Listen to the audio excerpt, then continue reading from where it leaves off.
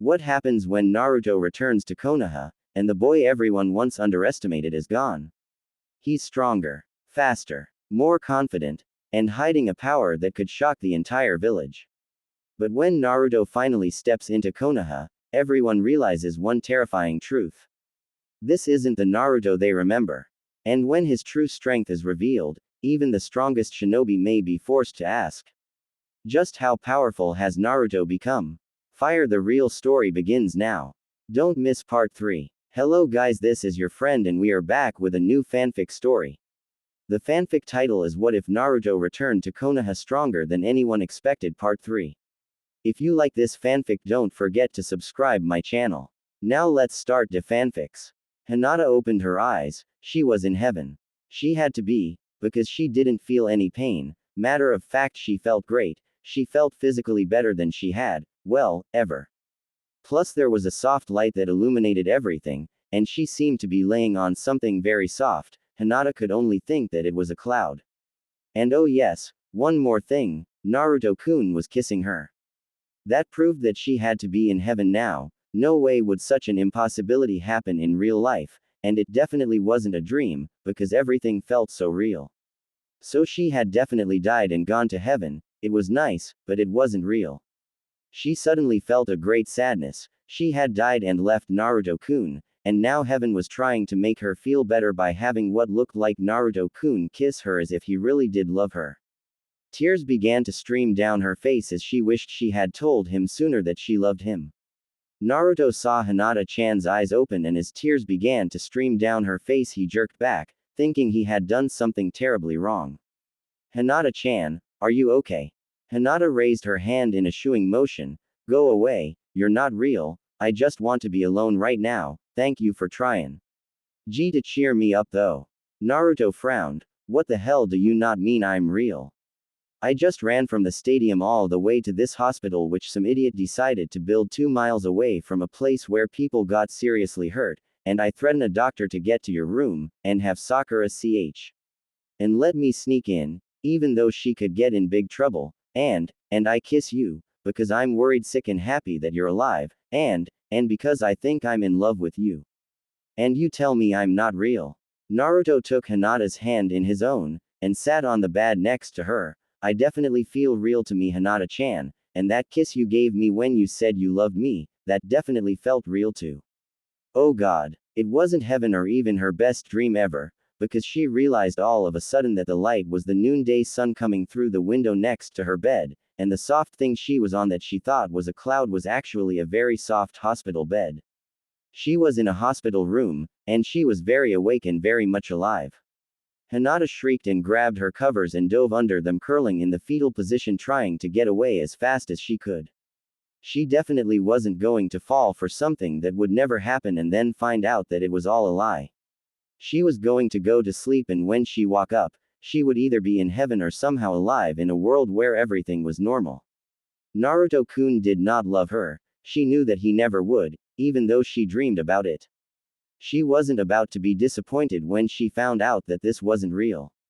Naruto jumped when Hinata-chan shrieked, and smiled slowly. This was probably a shock for her. She probably wasn't expecting to still be alive. Naruto now understood why Hinata-chan had told him that he wasn't real. He was going to have to deal with this with some finesse. Well, he was in love with her, and she had told him she was in love with him, right? Oh well, might as well. Naruto got under the covers with her so that their faces were only a couple inches away from each other. He couldn't help but smile broadly at Hinata's shocked face. Geez, Jiraiya has really started to rub off on me. Hinata froze. He had just gotten underneath the covers with her. She finally came to this conclusion after about a minute of staring into those sky blue eyes. She still wasn't ready to admit this was real though, it was still too surreal. Naruto saw the doubt in her eyes still there. Looks like this is calling for drastic measures. Naruto reached out and placed his hand on her cheek, cradling it gently. Are you still positive that I'm not real? Hinata nodded, not taking her wide eyes from his face. Naruto smiled nervously and lowly moved forward the last few inches. He paused for a moment, but Hinata didn't move away, and so he kissed her, just pressing his lips softly against her trembling ones. Hinata was definitely more awake now than she was before. She slowly closed her eyes and allowed herself to be kissed, thinking that maybe, just maybe, this was real. Naruto pulled back and she opened her eyes to meet his. His cheeks were pink and he was smiling a little nervously. She suddenly felt the heat rise in her chest and abdomen and spread through her limbs, making her feel like she was blushing all over. She probably was. Naruto tried his best to smile worryingly. He didn't think it was working out though. Do you still think I'm not real now? Hinata nodded her head again, but this time very slowly. Naruto moved forward again, and this time was met halfway, making his eyes go wide with surprise for a moment. But then he smiled, and closed his eyes again, feeling Hinata-chan's lips against his. What the hell was she doing? Of course she knew he was real after he pulled away from the first kiss. But she was tired, and somehow that heat in her body had taken over, maybe she had let it. And so she had pretty much asked him for another kiss. This time though she felt herself move forward and meet him halfway, kissing him back. And time just ceased to exist for her. It was several moments before they retreated from each other, just a little breathless. Hinata looked into those beautiful eyes, thinking that they were as vast as the sky and could swallow her in an instant if she allowed herself to fall in. She realized she was about to before she stopped herself. This is real, isn't it? I am alive, and I'm not dreaming. Naruto grinned. This is definitely not a dream and definitely real, and thank God that, yes, you are alive. Hinata hesitated for a moment, and what I said to you when I was hurt, I meant it. Naruto smiled fully. Good, because I meant it to when I said that I think I'm in love with you. Hinata could feel the tears coming up, but she didn't stop them. This wasn't heaven, this was heaven on earth. Naruto began to panic. Hinata-chan. I'm sorry, I didn't mean to upset you. Hinata had begun to giggle. I thought it was okay, Naruto-kun, to cry when you were really happy. Naruto couldn't help but let his own tears well up as Hinata climbed into his arms and hugged him, rubbing her cheek his and sighing, I love you Uzumaki Naruto. Naruto hugged her back, letting his relief overflow through him, and I love you Hyuga Hinata.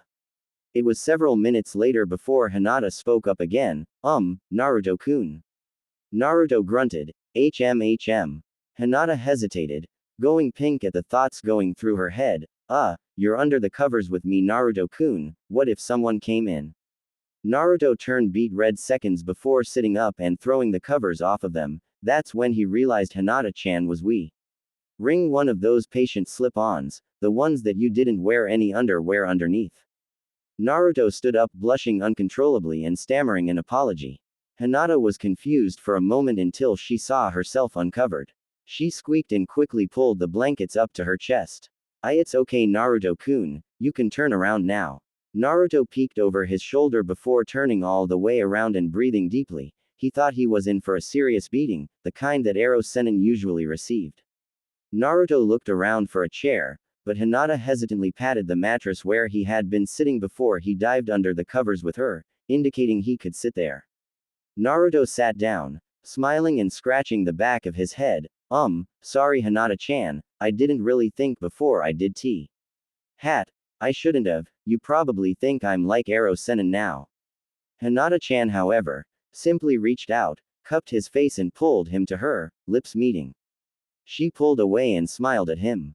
Naruto closed his eyes and breathed deeply. He could definitely get used to this sort of I guess I'll take that as you're not angry at me. He said rather dreamily. All this still seemed slightly surreal him too. He wouldn't want it any other way. Naruto opened his eyes and smiled, feeling the warmth spread through him as he watched Hinata-chan smile and blush a little. He hugged her, and they held each other there for a moment before he pulled away. He still kept his hands around hers though. I've got tons to tell you after you decided to take your nap.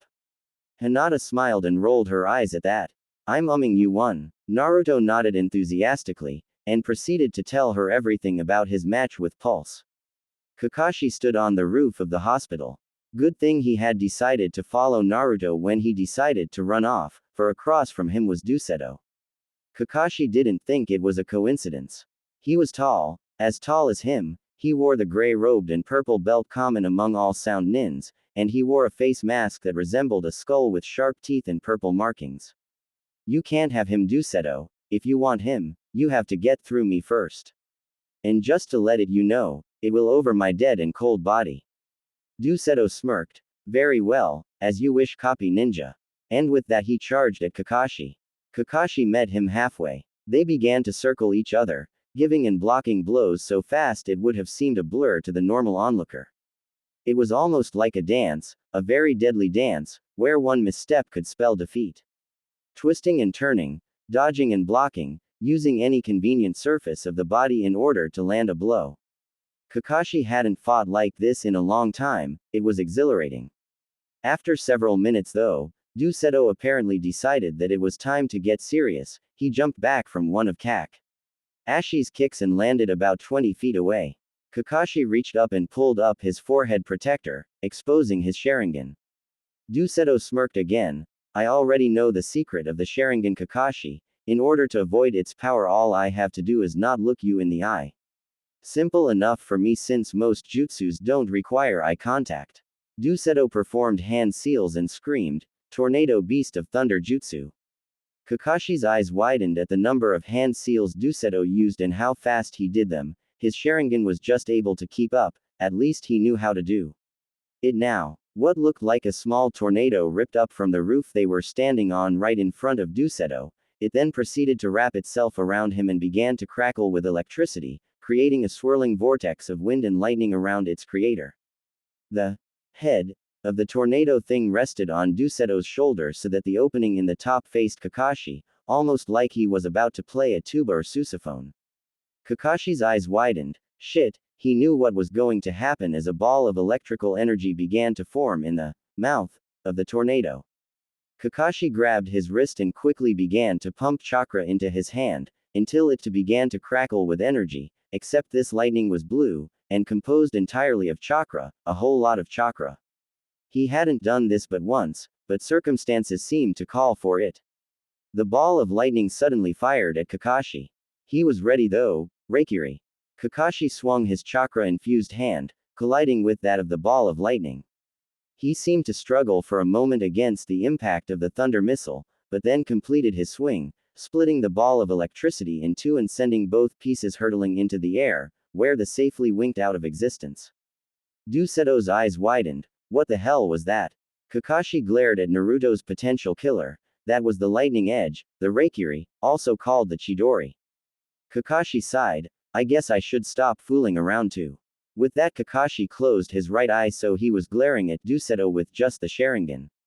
Dusetto laughed. Ha, I already told you, fool. I know how the Sharingan works. You can't defeat me by using it. Quote. Kakashi smiled slowly, causing Dusetto to falter in his laughter. I've been training my Sharingan for 3 years, ever since I fought Uchiha Itachi. What makes you think this is the same Sharingan you've heard about? Quote. Dusetto stopped laughing. What the hell are you talking about, copy ninja? Kakashi just kept his Sharingan focused on Dusetto. It means, you Nimrod, that I don't need to copy you in order to defeat you. After I get rid of your jutsu, I'm going to force you to tell me where Sasuke is, and what Akimaru has done with him. Dusetto started laughing again. You can't hurt me, Kakashi. As long as this vortex surrounds me, you'll have to pierce it with your Chidori. And I'll just keep you dancing with more thunder missiles. Ha! Dusetto suddenly stopped laughing as his jutsu faded around him. Wah! What the? Kakashi smiled dangerously. I just stopped your chakra flow using my Sharingan, or should I say my Menchikyu Sharingan. Dusetto looked up to see Kakashi's Sharingan had changed. It wasn't like the one that Uchiha Brat had. Dusetto just made a big mistake. Dusetto collapsed to his knees, ching his stomach and breathing hard. Kakashi had just forced him to feel his innards torn out for 72 hours straight, even though in the real world no time had really passed at all. Kakashi was breathing a little heavily though. He had used the Menchikyu twice in one day. Not a good idea. He mustn't show it though. Tell me all you know about Sasuke or else I'll do it again and again and again, until you tell me what I want to hear. Kakashi hoped he didn't hear the bluff. He really wasn't sure if he could do it again without causing himself to pee out. Dusetto, however, curled in on himself and began to tell Kakashi everything he knew, from the fact that he wore women's underwear once, to all he knew about Sasuke. Nd Orochimaru. Naruto had just finished telling Hinata about the fight with Pulse. He left out the parts about him accessing the Kyuubi chakra though. So I pretty much kicked his after everything that happened. Hinata smiled. That was like him to brag about a fight. The only ones he never did brag about were his ones with Gaara and Sasuke. He told her all about those when they were training. He was still holding her hands, and she was so happy. It would mean so much more now when they hugged and held Han. DS. Naruto's good humor faded though. If it wasn't for the fact that you were hurt so bad, and that you told me that you loved me, I don't think I would have been able to beat him. It was true, he had to use a level 5 Rasengan while in the weakest stage of his Kyuubi form. If it wasn't for the emotion he was feeling then, he wouldn't have been able to defeat Pulse. Hinata smiled and blushed at his words. He was saying that it was because of her love that he won. She squeezed his hand to let him know she understood. He hugged her again. Even now, knowing he loved her, she didn't think she would ever get used to him hugging her and holding her hand. It sent her heartbeat skipping along. And that wasn't even mentioning kissing. She was afraid she might lose control of her body if the kissing became any more than their lips touching. Hinata sighed in his embrace, then remembered something. Naruto-kun. Shouldn't you go talk to the Hokage? You should find out why no one's looking for Sasuke anymore. Naruto pulled away, his head hanging. I know why they aren't searching for him anymore. Hinata-chan, he's probably already the snake bastard's Val. But that doesn't mean they should have given up though. Naruto sighed. I do want to talk to her, Hinata-chan, but I don't want to leave your side yet. Naruto found himself embraced by Hinata-chan. That's probably the sweetest thing you said to me today. Except that you love me, of course, but I'll be okay. I promise, I'll wait for you to come back. Naruto hesitated for a moment until Hinata pushed him playfully. Go. You big blonde goof. Hinata giggled at her own words and turned a little pink. Naruto couldn't help himself. He leaned over and kissed her, then ran out the door yelling over his shoulder that he'd be back soon. Hinata had stopped laughing, and instead lied down sighing and hoping this dream never ended. Kakashi's eyes went wide at what Duseto had told him. If what you say is true, I can't let you go and tell Orochimaru that we know now. Duseto had other plans though. He made sure he didn't look into Kakashi's eye. I don't think so. Duseto slammed his hand into the ground, summoning forth that vortex of wind and thunder that surrounded him. Kakashi held up his arms to block the spray of sand and dirt that had gathered on the roof. Through slit eyes Kakashi could see Duseto create a hole in the ceiling and watched as a limp and unconscious figure rose through the hole into Duseto's arms. Kakashi recognized the face mask and the gauntlets. It was Zeke, the Genin sound nin that Hinata had defeated. Using the vortex as some sort of springboard, Duseto launched himself into the air, shooting a thunder missile over his shoulder at Kakashi, forcing him to use the Raikiri again. After the dust settled and the vortex disappeared, Duseto and Zeke were nowhere to be found. Shit. He had to tell the Hokage right away about this. She would decide whether to tell Naruto. Kakashi jumped off the roof of the hospital and made his way to Tsunade-sama's office as fast as he could. Naruto barged into the office to find Kakashi-sensei and Oba-chan conversing with intense whispers. They both stopped and looked at him as he entered. Naruto didn't bother announcing himself. He just walked past Tsunade and Kakashi and sat in the one of the chairs facing her desk. You have some explaining to do. Quote. Tsunade sighed. She didn't have to ask. She already knew what Naruto wanted to talk about. She had heard what Pulse had said to him about Sasuke. She turned to Kakashi. Thank you, Kakashi, you're dismissed. Kakashi bowed quickly and left the office just as quickly, not wanting to get caught in the oncoming storm. Tsunade walked slowly around Naruto and sat in her chair. I know what you want to talk to me about, Naruto, and I know that every reason I give you is not going to be enough to tell how so. RRY I am that I wasn't able to save him. I know that to you, none my reasons are good enough, and I know that in your opinion we should still be searching for Sasuke, even if he was Orochimaru's Val. Tsunade braced herself. You can yell at me now if you wish. Quote. Naruto breathed in deeply and Tsunade squeezed her eyes shut, waiting for the screaming to begin. You're right. Tsunade's eyes popped open so fast they hurt. Come again. Naruto sighed. I think I can already figure out most of your reasons why you aren't looking for Sasuke, especially since he probably already is Orochimaru's Val, and it's pointless to waste needed ninja effort in a futile search. I can also guess why you didn't tell me right away. Because of the Chunin exam, I would have been angry and distracted. You were also right in umming that I think you should be looking for him still, even if he is no longer the Sasuke I know. Tsunade couldn't believe it. Naruto had just said all of that in a calm and measured voice as if he had been thinking about it for ages. You've been talking to Hinata, haven't you? Naruto shrugged. Yeah, while I was visiting her in the hospital I ranted and raved about how angry I was. When I calmed down, she was able to get me to think about it at a different angle. Naruto turned pink for some reason and was staring off into space with a small smile on his lips. Tsunade smiled to herself. That girl really was something. She was probably the only one that could get Naruto to see things with a little more reason than normal. She was confused by Naruto's lack of focus for a moment until she realized what it was. She told you, didn't she? Naruto looked up surprised by Tsunade's intuition, but nodded slowly anyway. Yeah, she told me she loved me when Zeke had hurt her pretty bad. She told me because she was about to die. And because dying was scarier than talking to me, she was able to finally get enough courage to tell me. After she did, it was like, I don't know, everything was foggy and mixed up when I thought about her and my feelings for her, and now everything is clear and makes a whole lot more sense. Quote. Tsunade nodded, then sighed dramatically. Ah, young love, how I envy thee. Naruto frowned. You know, you're lucky I'm not that mad at you, yet. So don't push it. Tsunade couldn't help smiling though. I wish the both of you the best of luck. You're going to need it. Naruto nodded then and stood up to go. I just wanted to let you know how I felt about it and all, and that, I understand and I forgive you, it wasn't your fault that he's gone. He turned and headed towards the door. Tsunade couldn't help it. Naruto, get back here and sit down. I have something to tell you. Naruto slowly went back to his seat, frowning and wondering what was going on.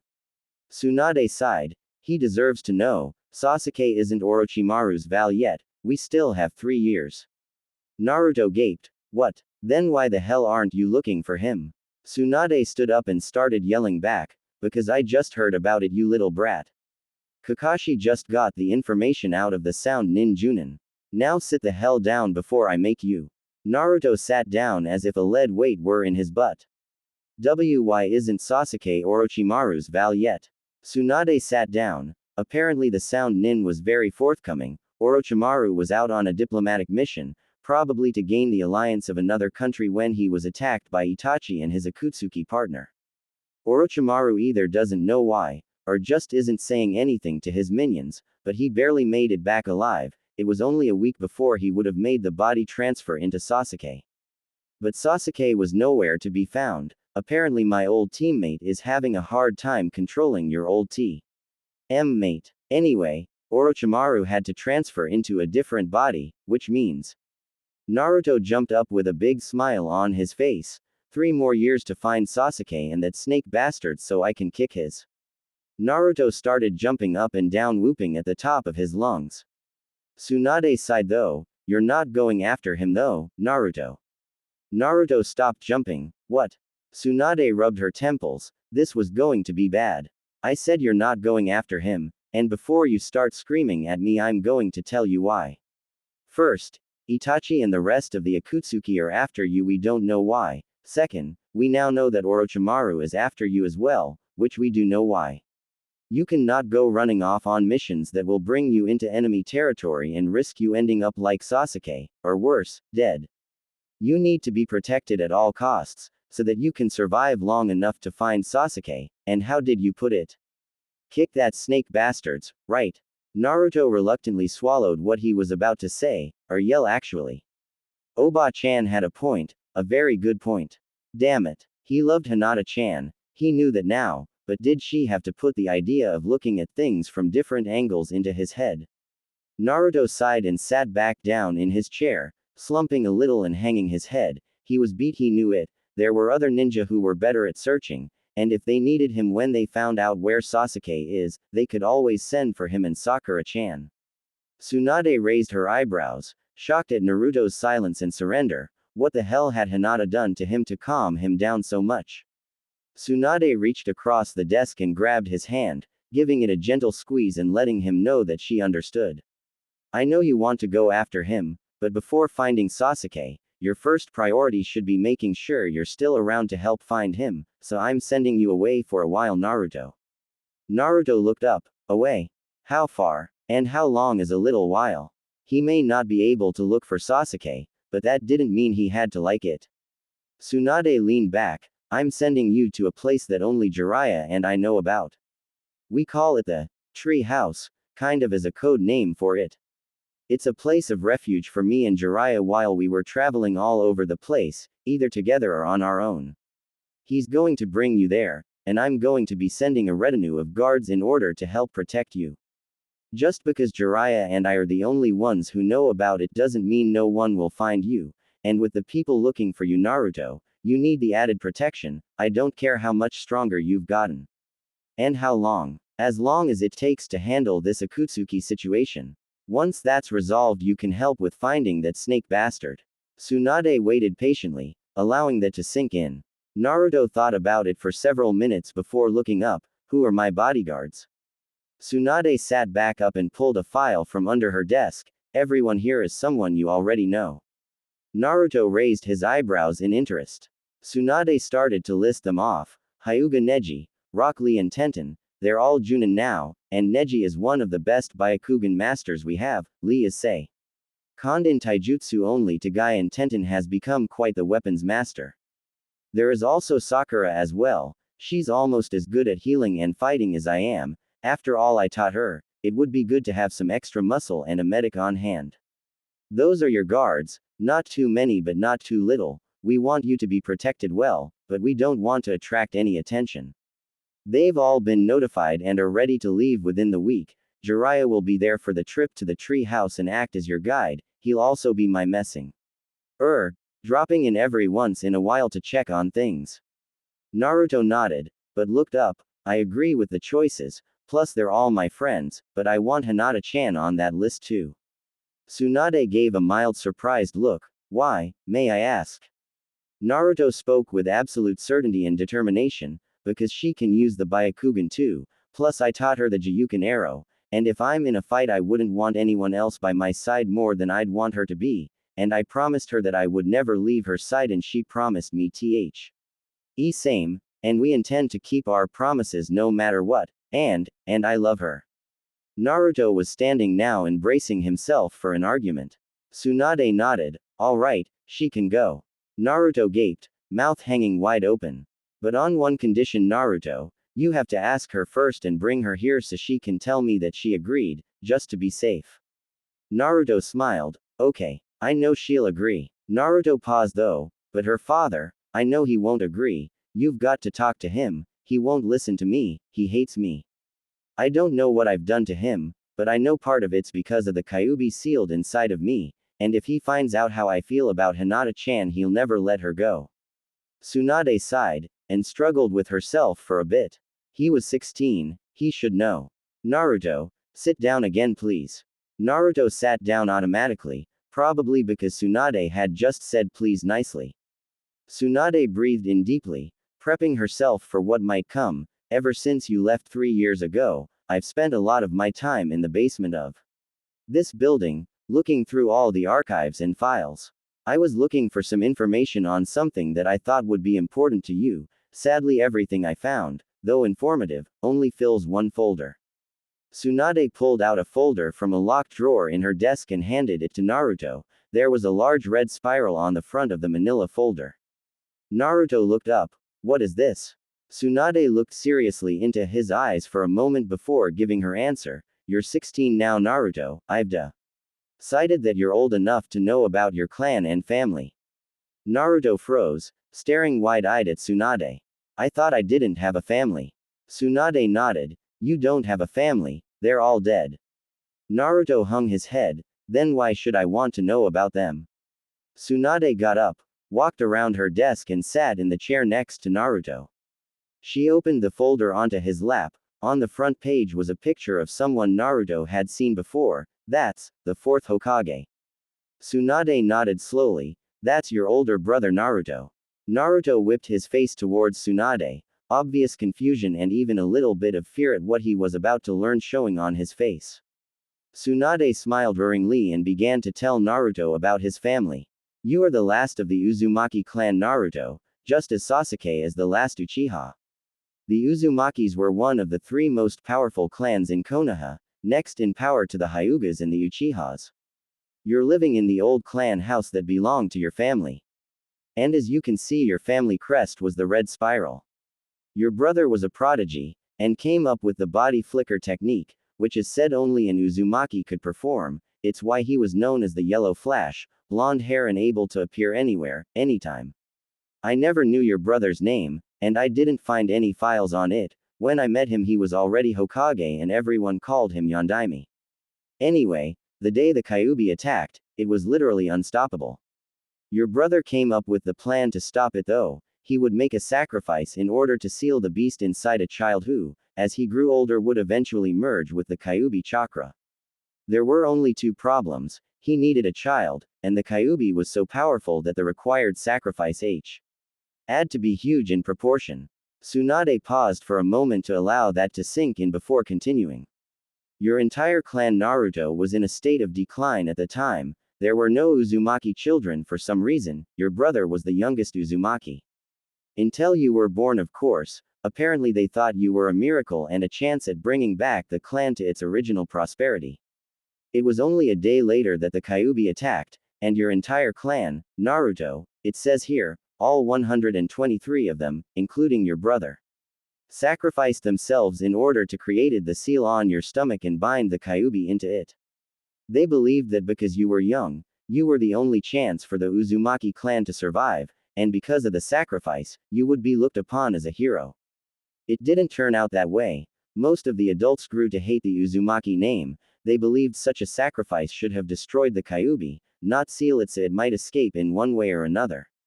And so they hated you, believing you would allow the Kyuubi to escape, or when you fully merged with IT's chakra you would become the Kyuubi itself. Because of the decree the third Hokage set down, none of the children knew about you, or even heard of the Uzumaki clan. The Sandaime had a feeling that this was how the populace would react. I know it's not rational how they acted, Naruto, but that's the way people are. Your brother was known as a hero among the children, but the adults secretly loathed him, because they believed he had cursed them, not helped them. Quote, it took many long minutes for Naruto to absorb that. I guess that's why Hiashi hates me so much. Not only am I the Val for the Kyuubi, but because I'm an Uzumaki and the fourth's younger brother. He said the part of being the younger brother of the fourth with a bit of wonder in his voice, Ost like what he was saying wasn't real. Tsunade grinned a little. Actually, Naruto. Naruto looked up with a questioning look. Hiashi hates the Uzumakis for an entirely different reason, or at least before the Kyuubi incident. Remember when I told you your clan was one of the three most powerful? Naruto nodded. Well, duh, Hyugas and the Uchihas didn't get along very well because they were competing for power. What makes you think the Hyugas and Uzumakis got along while the clan existed? Naruto nodded his head in agreement. That would make sense, but then he frowned. But the Uchihas and the Hyugas were rivals because of their blood limits. Why would my clan be considered a threat? Naruto noticed the smile and glint in Oba-chan's eye. Whoa. Hold on just 1 second. You are not saying that Tsunade nodded her head enthusiastically. Ooh, yes I am. You Naruto have an advanced bloodline limit. And a very powerful one at that, because the records mention that even though all three clans were competing against each other, the Uzumakis seemed to be on top more often than not. Naruto just sat there, stunned and numb. He couldn't believe it. Not only did he have a clan and family, but his brother was the fourth Hokage and he had a blood limit. Naruto suddenly became very dizzy and fell out of his chair. Tsunade got down and put a steadying hand on him. She waited a minute before asking, you okay? Naruto nodded. Just thought I was going to throw up for a moment. I'm better now though, thanks. Tsunade stood up and sat back down at her desk, and waited for Naruto to stand back up and sit down, the Hyugas are born with the ability to use the Byakugan, and the Uchihas were usually able to use the Sharingan when they hit puberty. Your clan, however, had to wait until they were adults. The youngest on record to get full use of your blood limit was your brother at age 16. Naruto's head was reeling from all the information he just received. He struggled to clear his mind. What is my blood limit? Tsunade shrugged. Doesn't say, other than it's a dujutsu, an I blood limit like the Sharingan and Byakugan. Apparently dujutsus are extremely rare and powerful. And Konoha is unique due to the fact that we used to have 3 clans that had advanced bloodlines that involved eyes. It does say that your bloodline limit was called the Zensagen, and apparently your brother said you had to have use of the Zensagen in order to use the body flicker jutsu. There were some other jutsus unique to your blood limit, just like all advanced bloodlines have, but it didn't say. Tsunade pulled out a 3-pronged kunai with a strange seal carved into the handle and handed it to Naruto. Here, this is what your brother used to perform the body flicker jutsu. Maybe someday you can figure out how he did it. Quote. Tsunade then helped Naruto up and shooed him out of the room. There, you have your folder and the only remaining shuriken that your brother used. I hope you're happy. Remember to bring Hinata here, and don't worry, I'll talk to Hiashi. He'll have to do as I say. I am the Hokage after all. Now go. I think someone is waiting for you in the hospital. Naruto turned around and hugged Oba-chan, sniffing back his tears. Thank you so much. I don't know how to thank you for all of this. Tsunade held him so she could look into his eyes. Forgiving me about Sasuke and about not telling you all of this sooner should be enough, I think. Naruto smiled, tears leaving trails down his cheeks, and hugged Tsunade. Forgiven. And then he turned around and ran. Hinata was waiting for him after all, and he had so much to tell her. Then he stopped down one hallway. He couldn't tell her about his family sacrificing themselves. Then he would have to tell her about the Kyuubi inside of him. He would just tell her that they all died battling the Kyuubi. He could tell her that who his brother was at least. It was close enough to the truth, but it hurt lying like that. Still, he didn't want Hinata to hate him. He didn't think he could bear her hating him. He quickly perked up again though. Wait until Hinata-chan finds out I have blood limit like hers. The Zensagen, this is so cool. I wonder what it does. Hinata opened her eyes to find her father entering her room. Father, I did it. The judges voted that Naruto and I were eligible to become Chunin. I was able to do it. Hiashi though merely looked at her. That's when she noticed that he was clenching his jaw so hard his entire face was turning pale. Able to do what exactly? He said menacingly. Hinata's eyes widened. Why was father angry? Didn't she do what he always wanted of her? Father. You have dishonored me again. Hinata was shocked. What?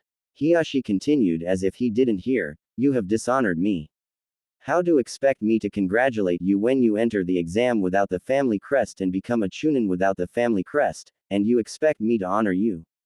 What did you expect? You wanted me to restore your position as heir.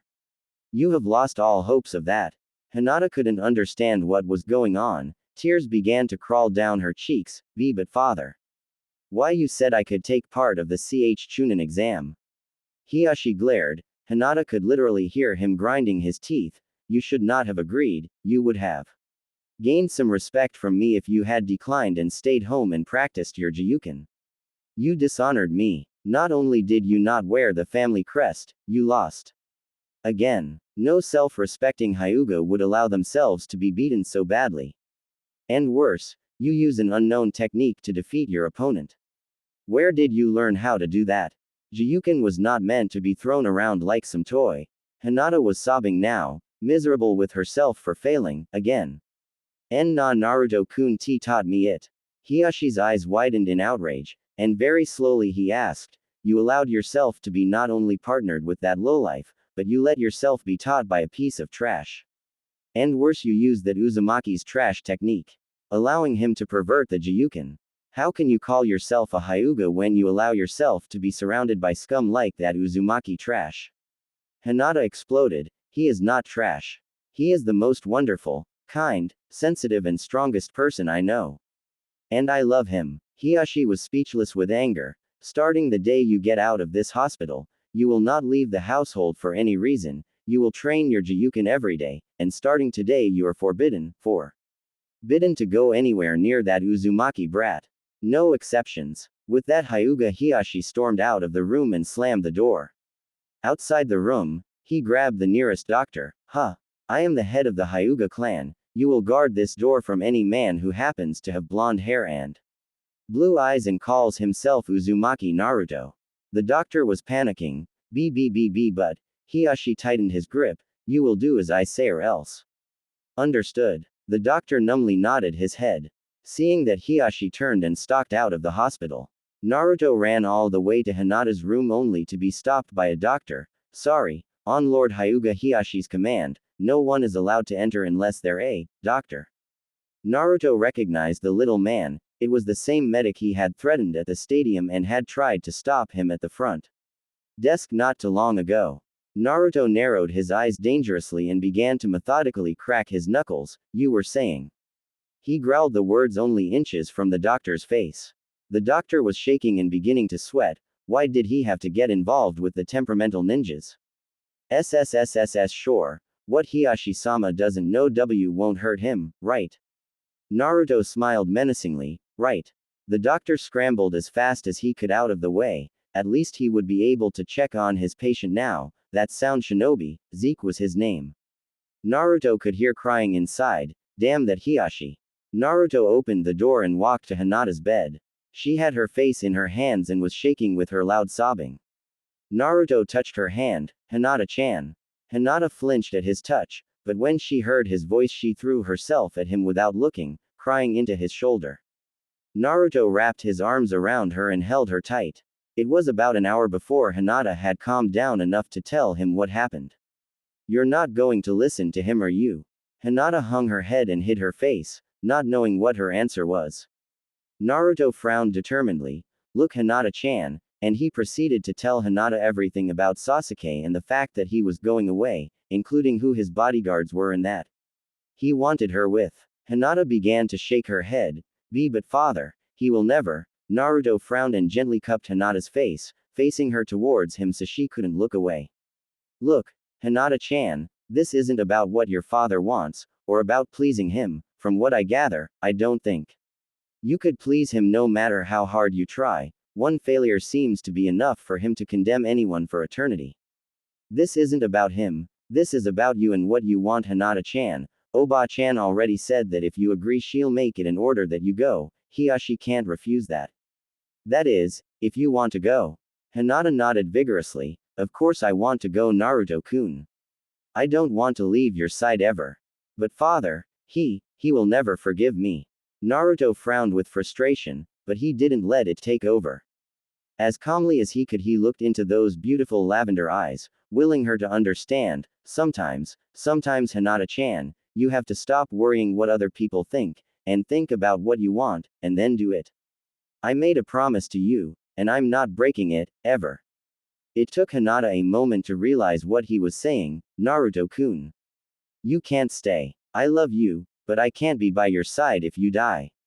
Naruto nodded solemnly. That's true, but I'd rather die by your side than die knowing you weren't there with me. Hinata was speechless and so she began to cry. How did he do that? Make her so happy and yet so sad at the same time.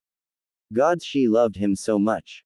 Naruto could still see some doubt though. Fine, if reasoning won't work then I'll have to get drastic. I am not leaving her behind. Naruto pulled Hinata-chan's face toward him and kissed her. This time though, instead of just the light brushing of lips he pushed gently so that he was kissing her bottom lip and their lips were fully pressed against each other. Hinata could feel herself melting. She went limp in his arms so that he was the only thing holding her up. The heat was incredible. She had slid a hand behind her head, and it was taking all her control not to grab his hair and pull him into an even deeper kiss. Naruto pulled away after a very long moment, leaving Hinata-chan blinking rapidly and gasping. Naruto raised an eyebrow in question. Sue. Hinata nodded her head very slowly, and smiled, letting all those thoughts of her father come back to her like they did the day Naruto-kun had asked her to partake in the Chunin exam. Hinata suddenly became dizzy and fell into Naruto-kun's arms. Any more kisses like that she would have done anything he asked of her. She hugged him, feeling his arms tighten around her, and sighed. She would be leaving with Naruto-kun in a week and she wouldn't have to worry about clan life or her father's anger. It would just be her, Naruto-kun, Neji Nisan and friends, and they could be gone for a year. Or even more. It was a fantasy come true. Naruto pulled away. Hey Hinata-chan. I got loads to tell you. And so Naruto described in detail about his brother and his clan. Hinata listened to every word, amazed at the things he was telling her, but deep down inside part of her couldn't but muse over the fact that today was definitely worth almost dying for. It had been 5 days before the doctors were fully satisfied with Hinata's miraculous recovery. Naruto-kun had been by her side all day every day. He had even slept outside her room on the waiting couch a couple of times. Thankfully her father didn't come back for another visit, even though it hurt a little bit that her own father wouldn't be overly worried about her health. Everyone else had come though, bearing gifts. Kiba had gotten her a stuffed replica of Akamaru when he was still a puppy. While Shino had gotten her bouquet of flowers which after she took from him erupted into a cloud of the most colorful butterflies Hinata had ever seen. Ino had gotten Hinata about 10 different pairs of the shorts that she had gotten so used to wearing. Matter of fact, she had to keep on rewashing her only 2 pairs every day so she could wear them. She hadn't worn baggy pants ever since Naruto-kun had commented on how good she looked in short show. RTS. Shikamaru had gotten her something very special, a record of the Chunin exam, which showed that over the years there were quite a few Hyugas who lost fights and didn't become Chunin on their first or even second tries, but still became very important people.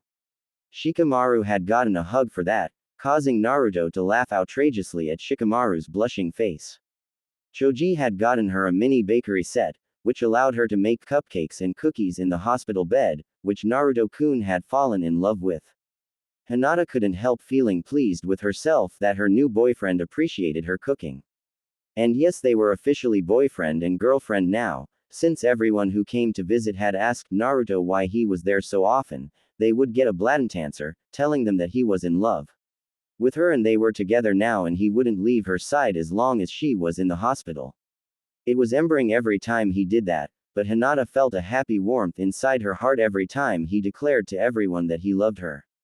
Lee had come and repaired her damaged armbands for her. She had expelled so much chakra through them at once that they had burned and were nearly useless. Lee was amazed at how much chakra she had used, commenting on her strength of youth and whatnot. Tenten had brought Hinata a pair of gloves that were nice and velvety, but across the knuckles they had a metal plate that had metal spikes riveted into it.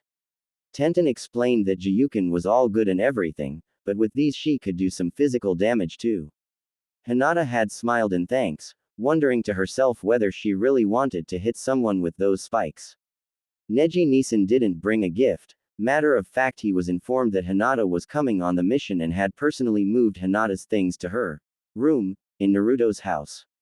He only smiled at her and Naruto's reactions, which involved Hinata coughing on her water and Naruto slipping and falling on his head. You don't need to thank me. I believed it would be a good idea to get you away from Hiyashi-sama, Hinata, and you enjoy being with Naruto so much I figured that his house would be a good place for you to stay when you get out of here before we leave on the mission.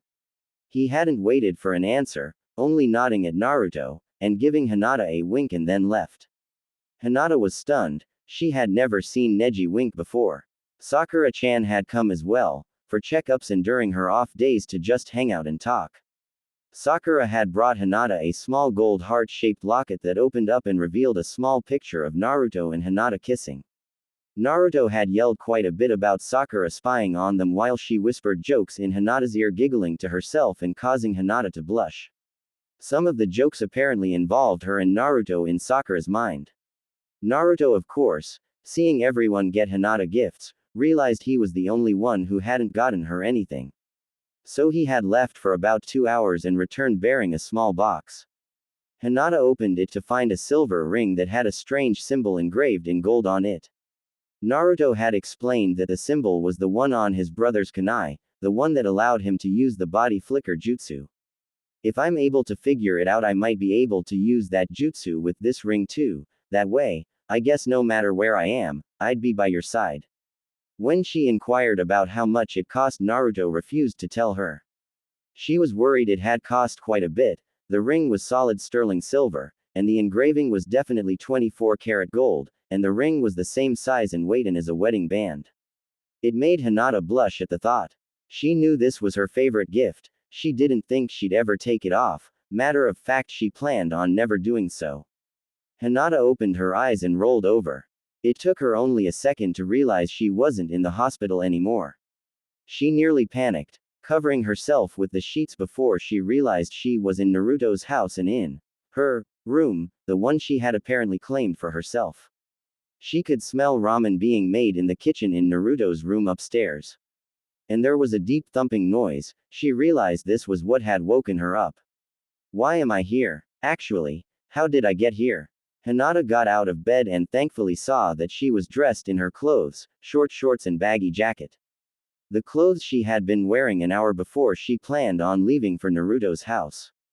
For some reason she couldn't remember anything after she had gotten dressed at the hospital. She slowly went to the door and went out into the hallway and to the stairs, slowly ascending them to Naruto's room.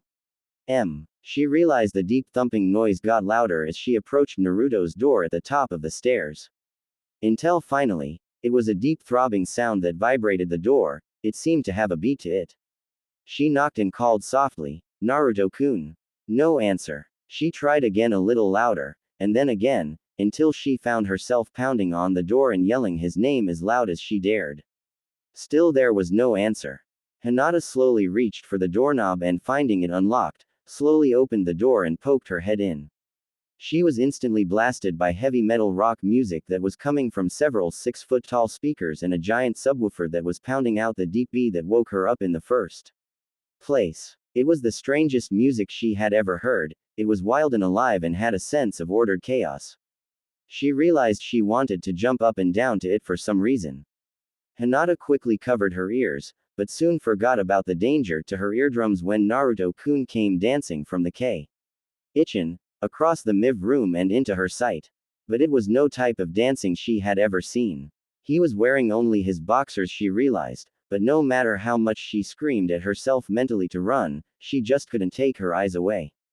He had an electric guitar strapped to his shoulder and 2 chopsticks hanging out of his mouth. It took her a moment to realize he was the one playing the rock music to the drumbeat coming from the subwoofer. She couldn't stop staring. He was jumping and turning through the air, his eyes squeezed shut in concentration, and rocking his head so that his hair was flying everywhere without his forehead protector. His fingers were flying over the guitar so that appeared to blur as his other hand strummed he strings. She blushed again when she remembered he was nearly and the fact that he was sweating from his exertion, causing his skin to reflect the morning sunlight and made his muscles look even more defined. Hinata lost track of time as she watched Naruto as he gyrated his body right in front of her, not knowing that he had an audience. Finally the song ended, and Naruto turned around to find a very red Hinata who was nearly out of breath as him. Whoa! Naruto jumped and fell backwards, causing Hinata to shriek and slam the door.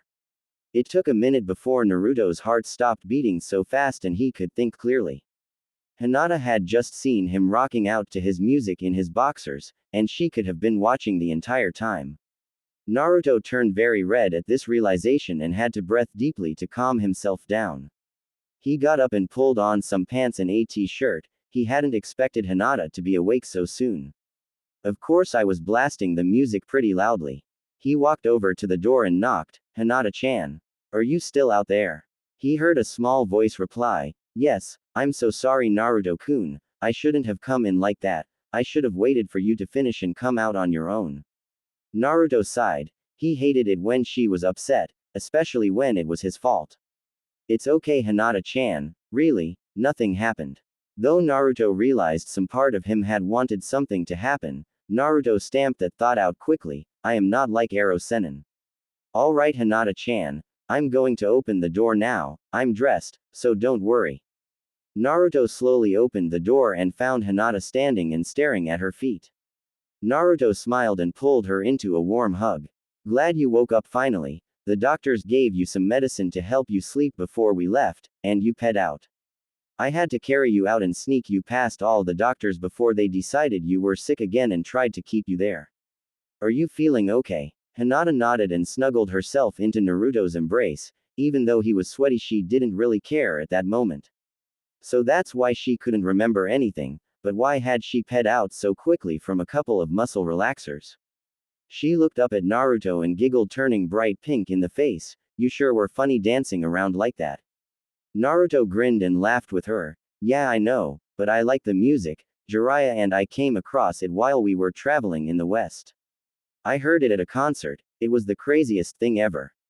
They called it rock, I guess because it's so hard and loud sounding. I bought a whole bunch of CDs, wanna listen to some?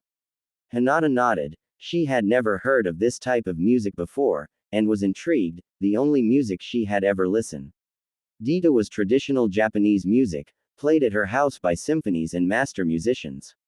Sure. Can you turn it down some though? Oh, and what's for breakfast? Naruto pointed to his mini kitchen. Pork ramen, of course. Hinata rolled her eyes and smiled while getting herself a bowl and some tea before sitting down with the love of her life as he showed her bands and some of their CDs and what they sounded like. She soon came to the conclusion that she kinda liked this rock music. They were all waiting at the front gate of Konoha.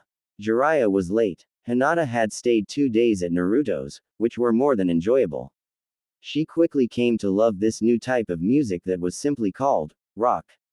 Along with her survival and ninja gear, hygiene and an extra pair of clothes, she had packed a CD player that Naruto-kun had gotten her, even though she told him he didn't have to, and had a few of her favorite CDs, which included some of the hardest rock music that Naruto had and a bunch of love so. NGS. Naruto had been surprised at the fact that she seemed to like the really heavy rock the most, next to the love songs of course. And due to the fact that Naruto had just found out that his house was actually his old clan's house, he and Hinata had spent most of their time those 2 days exploring the entire complex. If they weren't doing that, they sat and watched movies together, which Naruto chose action movies, while Hinata chose chick flicks. They both enjoyed watching the ones about true love though. Hinata had never realized how comfortable Naruto-kun's chest was. She often fell asleep while snuggled up against him on the couch watching an afternoon movie. She'd awaken to find Naruto sleeping as well, his head resting on hers. Even though she was looking forward to the mission and protecting Naruto, she wished those days would never end. All 6 of them had been waiting for over an hour now. Naruto and Lee stood talking about Chunin exam and a little about the Junin exam, while Hinata, with Sakura and Tenten sat in a RCLE and talked about clothes. Naruto and Lee wondered why the circle of girls were giggling so much. Neji stood off to the side, leaning against the gate and seemingly staring at nothing, though Naruto had a feeling that he was watching everything. Suddenly a giant horse-sized frog landed in the middle of the group, scaring the shit out of everyone, except Neji. Jiraiya stood up after the frog disappeared in an explosion of smoke. Sorry everyone, I was a little held up, with the Hokage. She wanted to explain something to me. Quote. Naruto smirked, noticing that one side of Jiraiya's face was a painful shade of red. The man just wouldn't learn. Naruto spoke up first. You're an hour late, ya stupid pervert. Can we please get going now? Naruto waved at the gate guards who began to open the gate for them. Jiraiya grumbled under his breath, I am not stupid. Naruto rolled his eyes and allowed Jiraiya to lead them out of Konoha. As they ped the gate, Naruto looked over his shoulder and gazed at his home. He hadn't even been back for 2 months and he was already leaving again. This time he didn't know how long he would be gone, or if he would ever return. Hinata sensed his distress and reached out shyly and took his hand, causing Naruto to smile luringly at her and intertwine his fingers with hers. He may be leaving something behind, but he was definitely on his way towards something far more precious to him. The first day out, they headed west. On the way, Jiraiya had explained how he was having all of their personal things moved to the tree house via summoned toads. They would reach their destination before they did. This prompted Sakura to ask, so why didn't we just ride your summoned frogs to the tree house if they're so much faster than us? Naruto and Jiraiya had looked at each other and burst out laughing. Naruto wiped the tears from his eyes. You've never ridden a giant frog before, have you, Sakura-chan? Sakura frowned but shook her head. She had definitely never ridden a giant toad. Naruto then went into a vivid description on how your stomach feels every time the frog leaps into the air, causing Sakura and some of the others to get a look queasy just from the thought. Sorry Sakura-chan, but if we did that, we'd have died before we reached the tree house, we'd have puked up our stomachs and the rest of our organs. Naruto proceeded to laugh again, until Sakura glared at him clenching her fist. Naruto had heard how strong Sakura-chan had become and decided it was not a good idea to keep on laughing at her unless she was laughing too. That night they camped in the wilderness. Even though Jiraiya was the adult and mentioned that the guys and girls should sleep apart, no one took him seriously anymore, especially after listening to his dirty jokes and puns for an entire day. Naruto said you eventually got used to it, kind of. So everyone ended up sleeping in a huddled M. Hinata was unsure at first, but found that she really didn't mind sleeping in Naruto-kun's arms with everyone else present, even though Tenten and Sakura-chan wouldn't stop whispering to each other and giving her looks and grins that made her blush. Naruto was oblivious, he was soon asleep, and to escape the knowing looks that Tenten and Sakura kept giving her, she decided to follow his example and close her eyes to sleep. She kept having embering dreams though of Tenten and Sakura convincing her to do things with Naruto-kun that she would never do normally, at least she thought she wouldn't. She wasn't so sure now as the dream progressed. They had been traveling for 5 days now, and Hinata still blushed when she thought about the dreams she had that first night sleeping with Naruto-kun, and she kept having them every night now. She found it hard to stop thinking about them when she was snuggled against Naruto-kun's chest and she realized how close his body really was to hers. Hinata-chan, are you okay? You've been daydreaming a lot lately.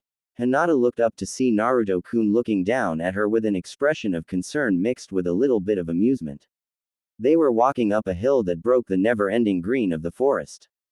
Hinata gave his hand a roaring squeeze. I'm fine Naruto-kun, I just have a lot on my mind, ever since we left the village and all.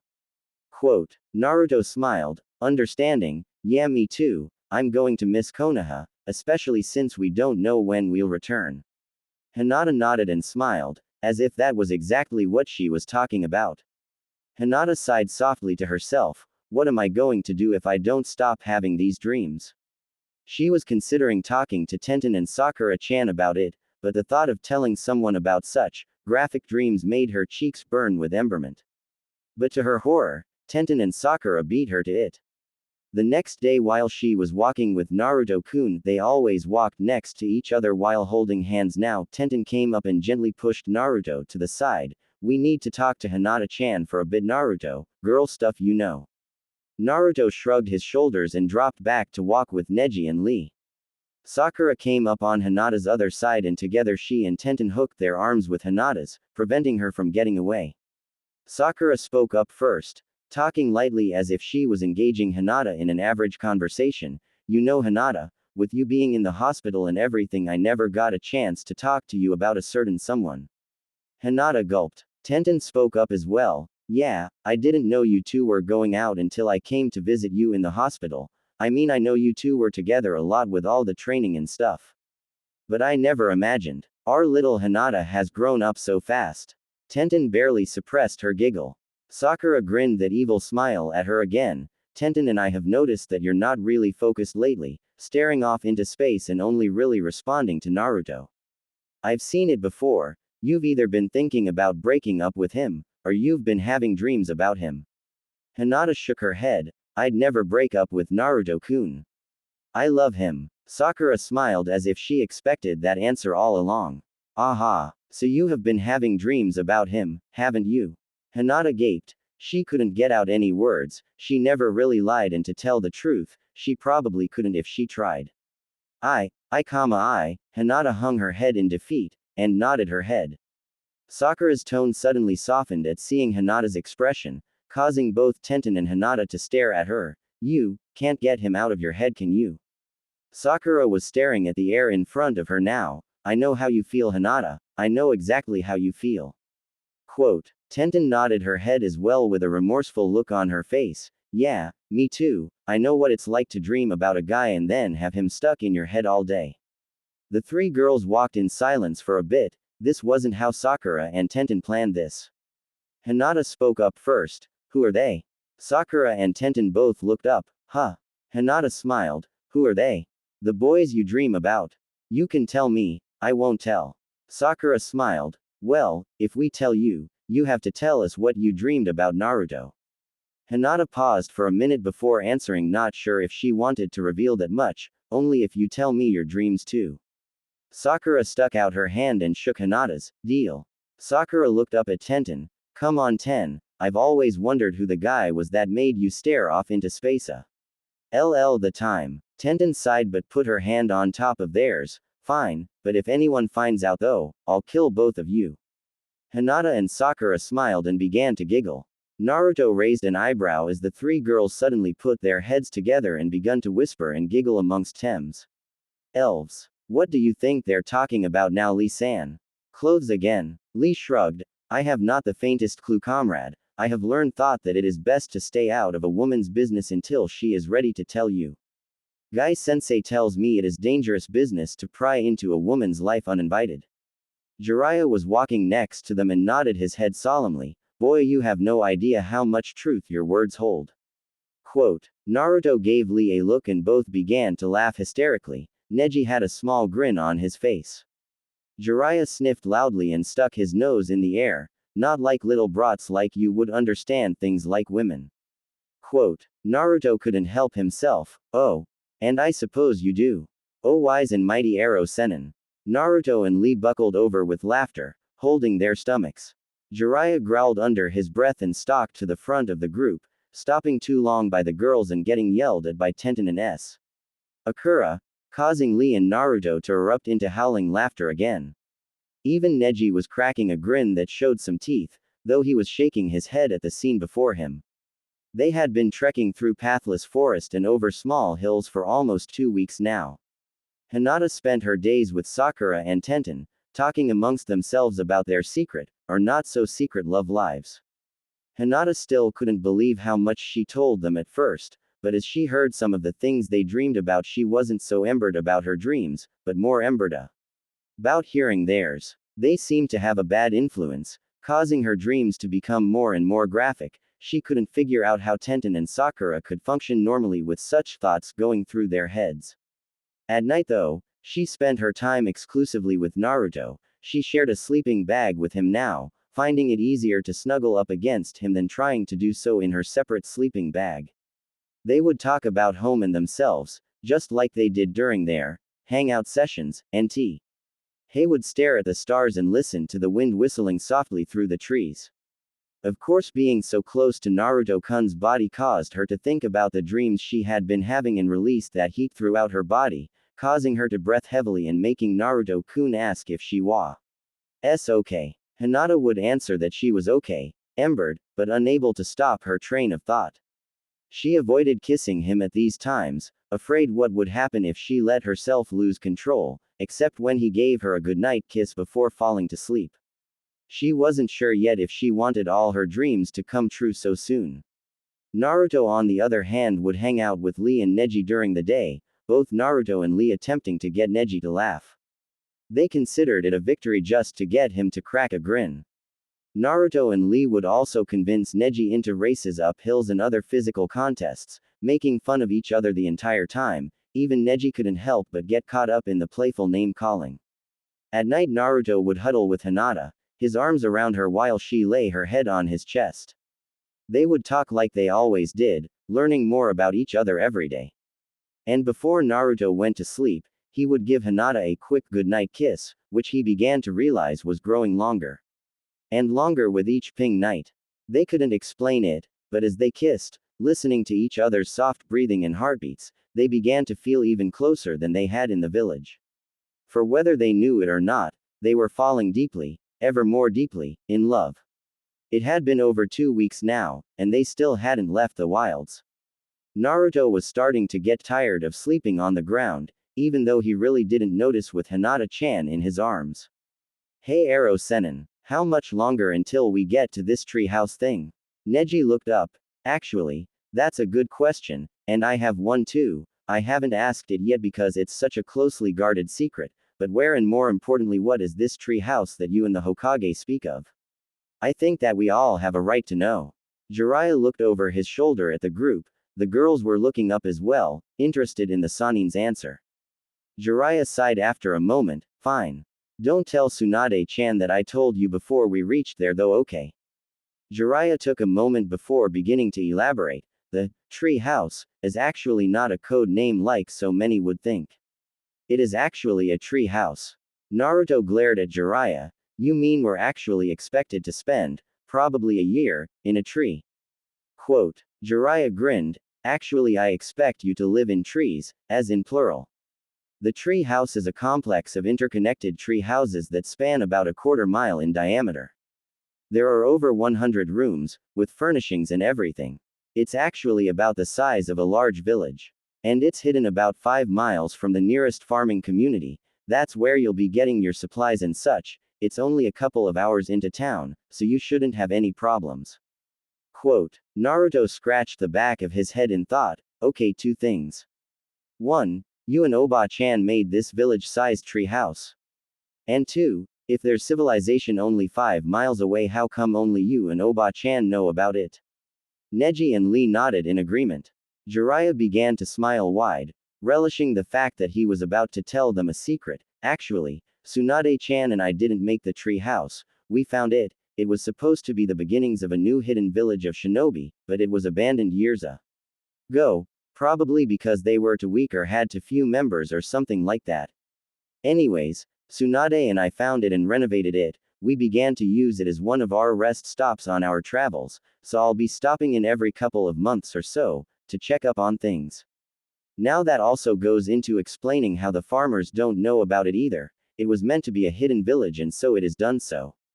Jiraiya swung his arm in a gesturing motion. Notice the trees, kids, they're redwoods. Quote. Naruto yawned. Yeah, and they're red and they're big, so what? Jiraiya glared at Naruto. Shut up, you idiot, and let me explain. Naruto yelled at him that he was the idiot and they went back and forth for a bit until Neji broke it up. Jiraiya-sama, what were you going to say? Quote. Jiraiya took a moment to collect himself as Naruto crossed his arms and muttered something about idiots and perverts. What I was going to say, Neji, was this: redwoods are big, thank you Naruto, but they are also very, very tall. The tree house is amongst some of the largest and tallest of these trees, nearly 400 feet in the air, and hidden in the branches and leaves. That caused everyone to gape. Naruto was the first to recover though. 400 feet. We're going to be in an old tree house 400 feet in the air. Are you nuts? Jiraiya frowned. Yes you are, and besides, can't you brats climb trees with your feet at least? You'll be fine, even without all the safety nets strung under the houses and all the bridges. Ha, how's that, you numbskull? This of course caused him and Naruto to erupt into another argument. Suddenly Jiraiya whipped his head around, staring into the canopy of leaves. Naruto frowned. What is it, Ero Sennin?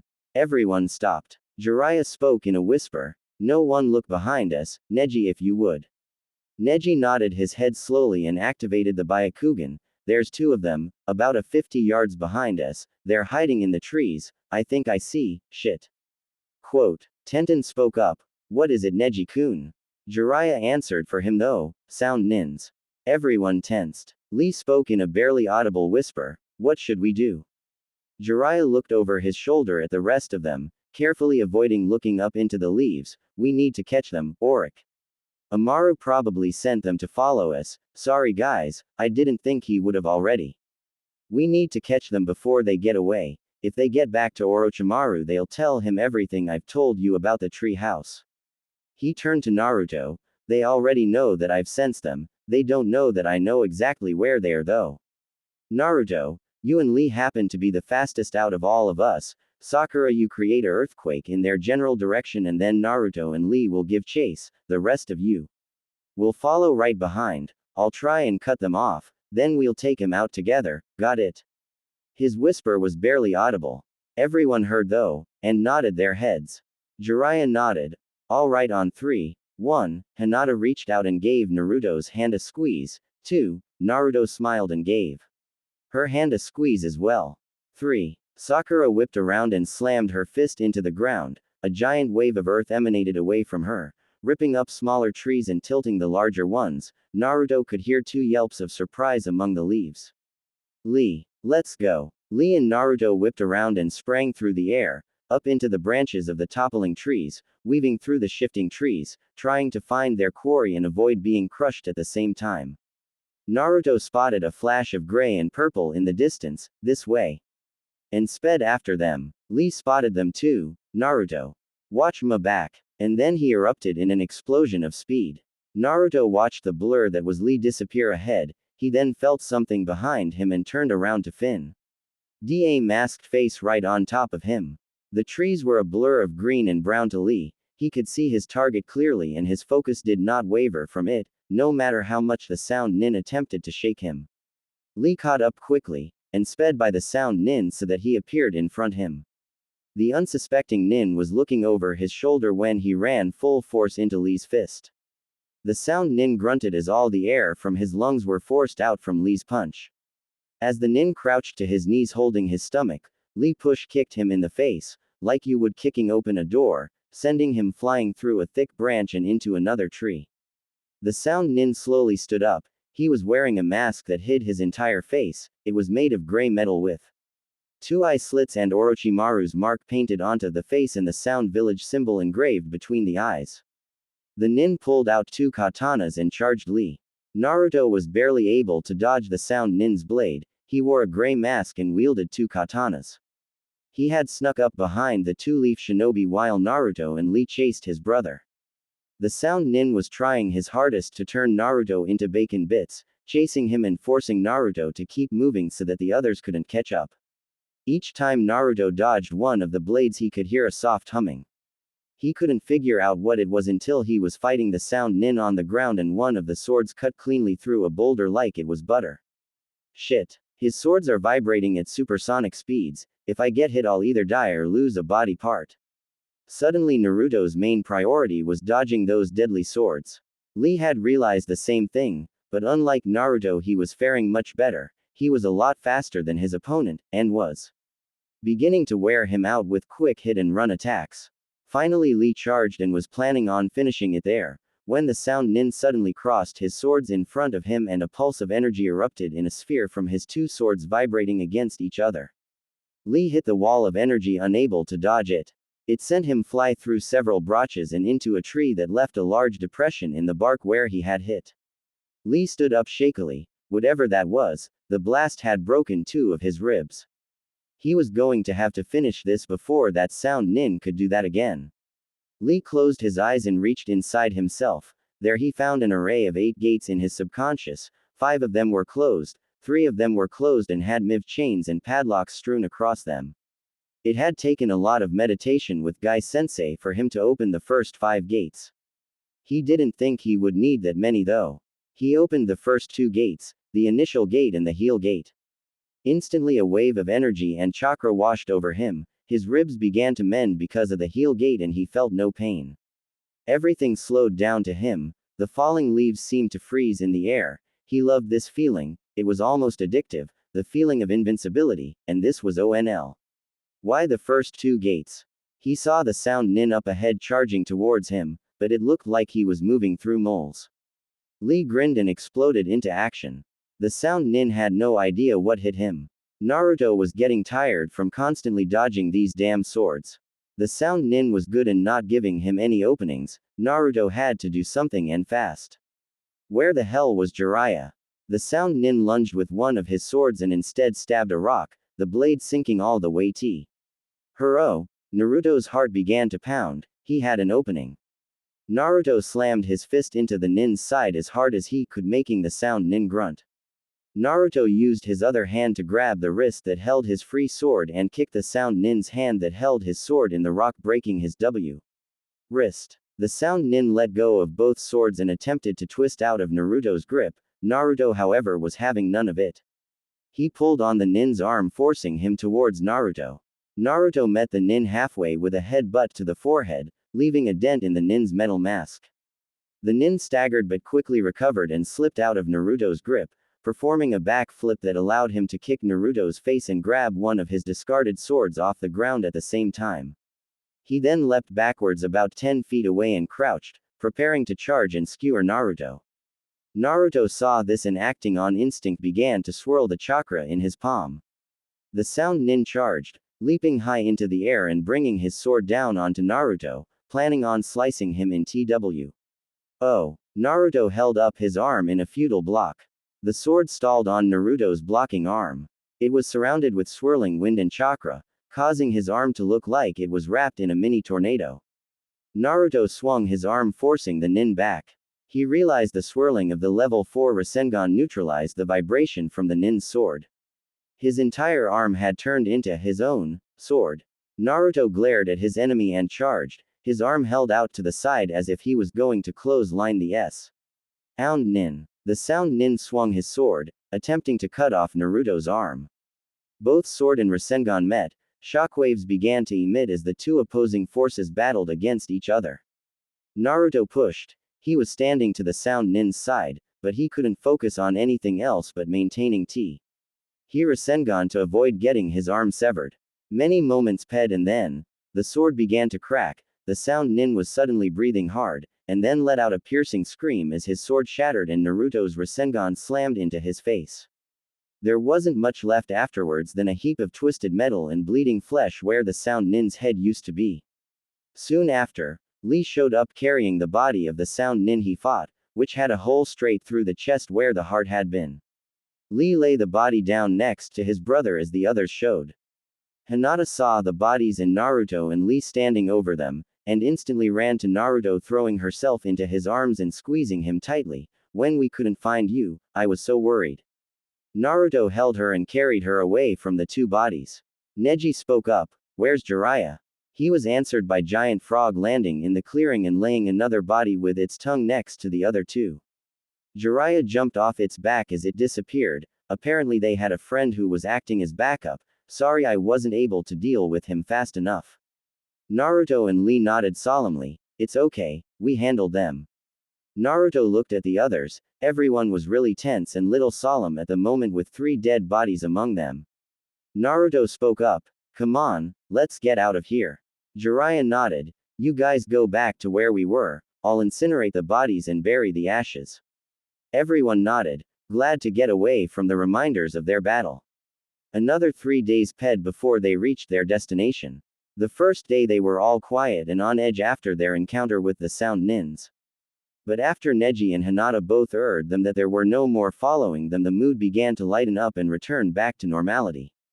Hinata had held onto Naruto with a vengeance those last few nights, letting him know without speaking that she wasn't going to lose him. Naruto responded in kind, holding Hinata tightly to him so that he could feel her heartbeat thump against his chest.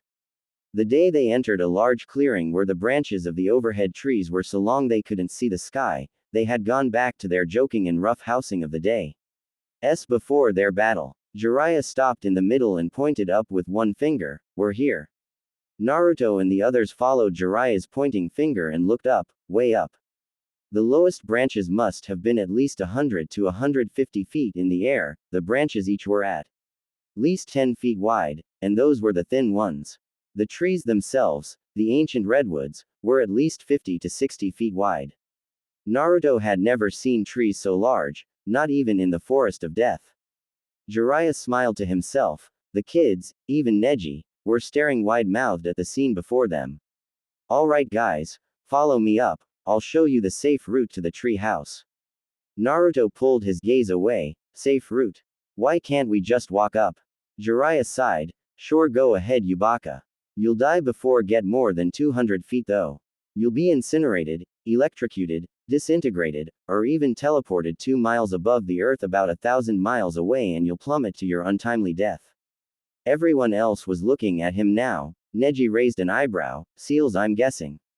Jiraiya nodded. Oh yes, thousands of them, around, below and even above the tree house. Some of them are Hokage level. There's only one safe route up and down. You'll be lucky if you just get blasted with a fireball. I know, trust me. And better yet, they're all invisible to the eye and recharging. They recharge instantly after they are triggered. I've never seen seals like 'em. To tell you the truth, I'd give my arm to know who came up with them. But luckily Tsunade-sama figured out where the safe path was, after some experimentation.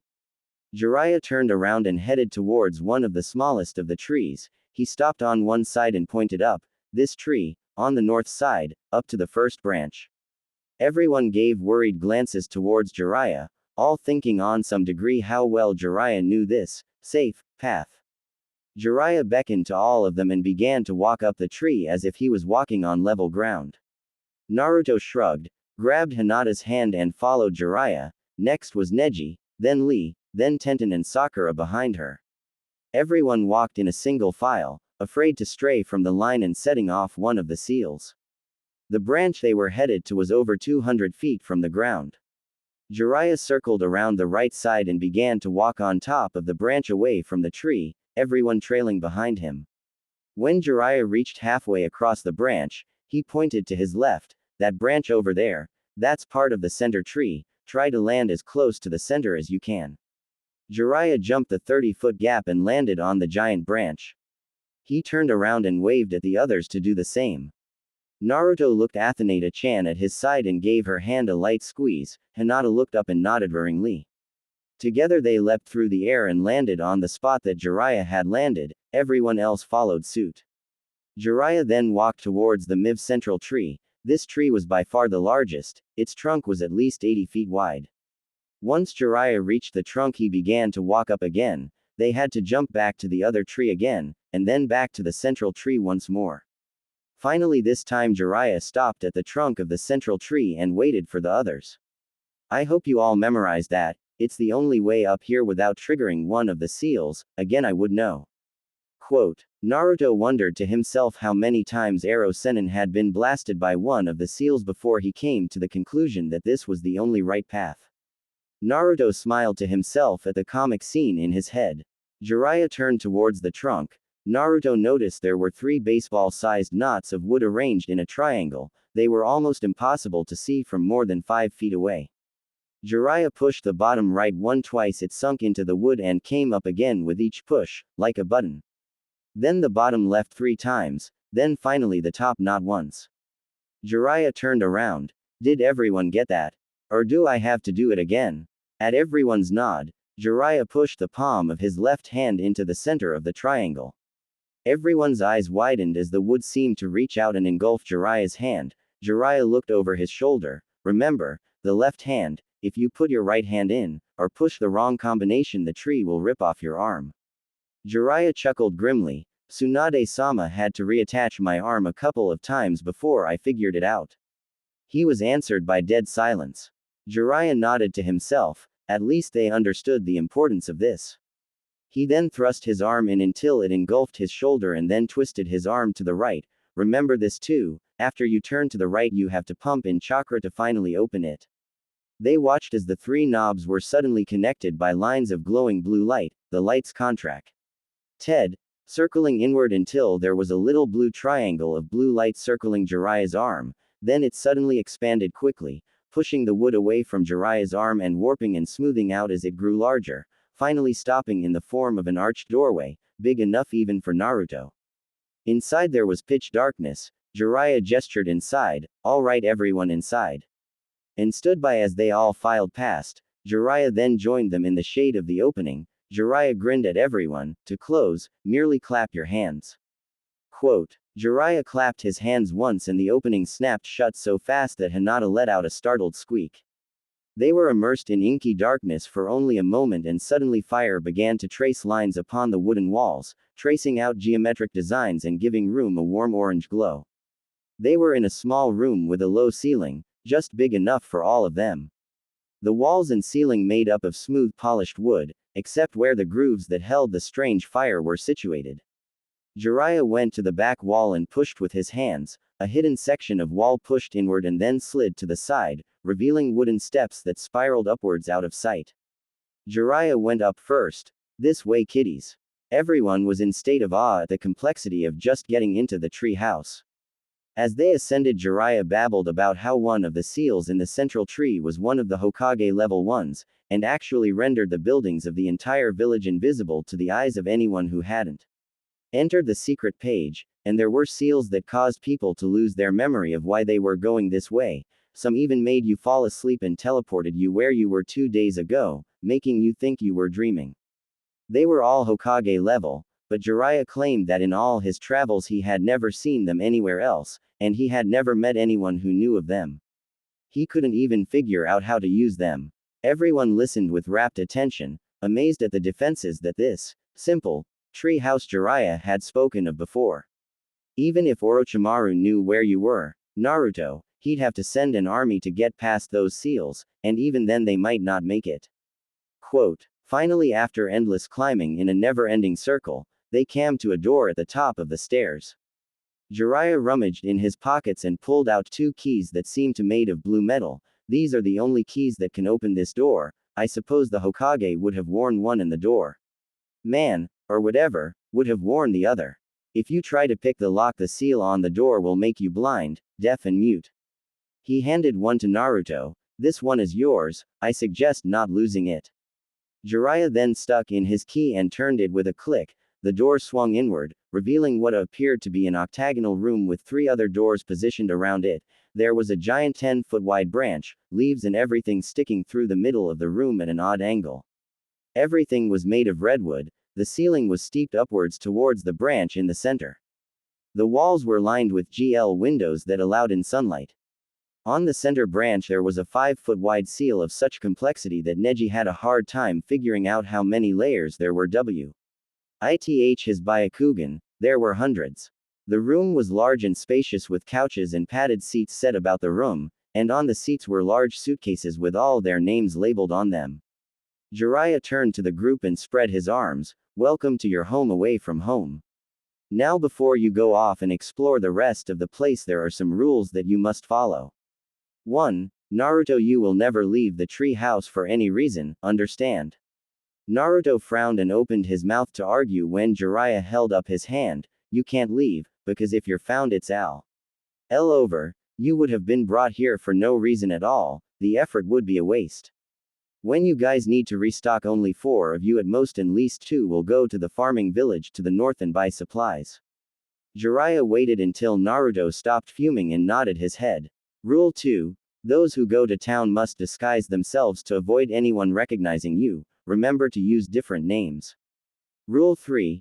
Don't fall, you'll probably trigger a few hundred seals on your way down, and I wouldn't be surprised if you give away your position to any nins that are searching for your.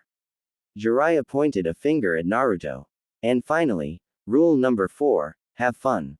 This isn't a prison and there's plenty to do around here. There's a library full of books, a training dojo that's fully equipped, and there's and this weird pool thingy. It's kinda cool when you think about it, swimming 400 feet in the air. Anyway, there's banisters and walls all over the place so you won't fall unless you want to. Now get. Jiraiya jerked his thumb over his shoulder at the other doors that led to the outside. You've got rooms to find for yourselves. Everyone began to wander around the main room, setting down their stuff and finding their respective suitcases. Before Naruto went, Jiraiya stopped him. I'm going now, Naruto, but before I go I want to talk to you. Naruto frowned at him. You're leaving already? Why? Jiraiya shrugged. I got information gathering to do, like why Itachi and Orochimaru are after you. Might as well get started now. Tsunade-sama is expecting me to report back in a month. Naruto nodded and followed the Sannin to the entry door. Jiraiya spoke in whisper so the others couldn't hear him. The sound nins we fought on our way here. Do you know what rank they were?